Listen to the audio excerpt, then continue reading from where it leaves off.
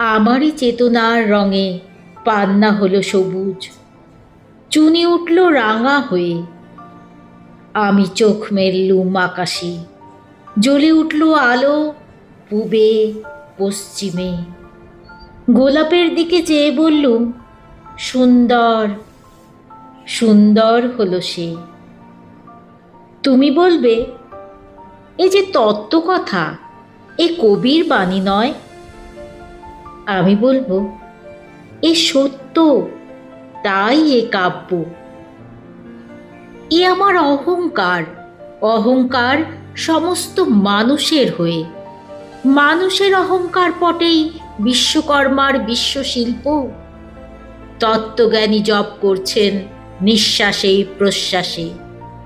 না না না, না পান্না, না চুনি, না আলো, না গোলাপ, না আমি, না তুমি। ওদিকে অসীম যিনি, তিনি স্বয়ং করছেন সাধনা মানুষের সীমানায়। তাকেই বলে আমি। সেই আমির গহনে আলো আঁধারের ঘটল সঙ্গম। দেখা দিল রূপ, জেগে উঠল রস। না কখন ফুটে উঠে হলো হাঁ মায়ার মন্ত্রে, রেখায় রঙে, সুখে দুঃখে। একে বলো না তত্ত্ব, আমার মন হয়েছে পুলকিত। বিশ্ব আমি রচনার আসরে হাতে নিয়ে তুলি, পাত্রে নিয়ে রং। পণ্ডিত বলেছেন, বুড়ো চন্দ্রটা নিষ্ঠুর, চতুর হাসি তার। মৃত্যুদূতের মতো গুঁড়ি মেরে আসছে সে পৃথিবীর পাঁজরের কাছে। একদিন দেবে চরম টান তার সাগরে পর্বতে। মর্তলোকে মহাকালের নতুন খাতায় পাতা জুড়ে নামবে একটা শূন্য।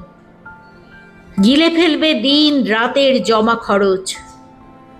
মানুষের কীর্তি হারাবে অমরতার ভান। তার ইতিহাসে লেপে দেবে অনন্ত রাত্রির কালি। মানুষের যাবার দিনের চোখ বিশ্ব থেকে নিকিয়ে নেবে রং। মানুষের যাবার দিনের মন ছানিয়ে নেবে রস। শক্তির কম্পন চলবে আকাশে আকাশে, জ্বলবে না কোথাও আলো।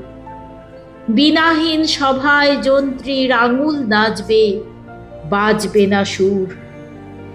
সেদিন কবিত্বহীন বিধাতা একা রবেন বসে নীলিমাহীন আকাশে, ব্যক্তিত্বহারা অস্তিত্বের গণিত তত্ত্ব নিয়ে।